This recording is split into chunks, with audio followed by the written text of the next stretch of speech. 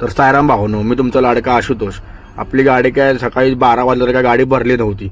मस्तपैकी जेवलो वगैरे, जाऊन गाडीत झोपलो.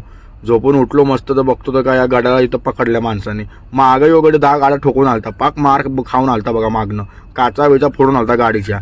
नशीब म्हणलं आपली गाडी बाजूला लावलेली आहे. हिला कुत्र्यावर मागं मारला तरी गाडी काय ताट्याच्या काय गाड्यानं कमी केलं नव्हतं. भाव उतरला, टी शर्ट चेंज करून गेलता, टी शर्ट चेंज करायला गेलता भाव आपला. काय तिच्या आईला कशाला दारू आपण गाडी चालवायच्या उगाच. तेवढ्या भावाला आली फिट. भाऊ पडला बघा खाली. त्याला काय चपला काय त्याला वासाला द्यायला लागल्यात.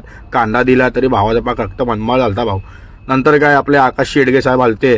आकाश आनंदचे फादर भेटले आपल्याला. ते आलते बँगलोर खाली करून गाडी. खालीच गाडी घेऊन आलते. पैसा माप आहे हो त्यांच्याकडे, तेवढा विषय नाही. मग काय संध्याकाळ झाली का गाडी भरली नाही. मग आपले वसईचे अतुल शेठ होते. म्हणलो चला शेठ जेवायचं काहीतरी नियोजन लावूया. मस्तपैकी बघा आलो नागाव फाट्यावरनं मागं रामदेव बाबा ढाब्यावर जेवलो बिवलो. आणि आपल्या 2 गाड्या जाणार होत्या रिटर्न मुंबईला भरून. या गाड्या आलत्या भरून बँगलोरवरनं.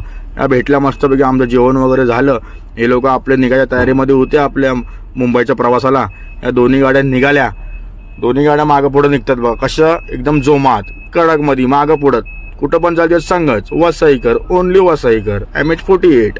2 जण गेले. मग काय मी म्हणलो अतुल शेठ चला झोपूया, बघूया गाडी उद्या भरायचं कसं काय होते. तर कसा वाटला भावांनो आजचा ब्लॉग. लाईक करा, शेअर करा आणि फॉलो मात्र करा बरं का.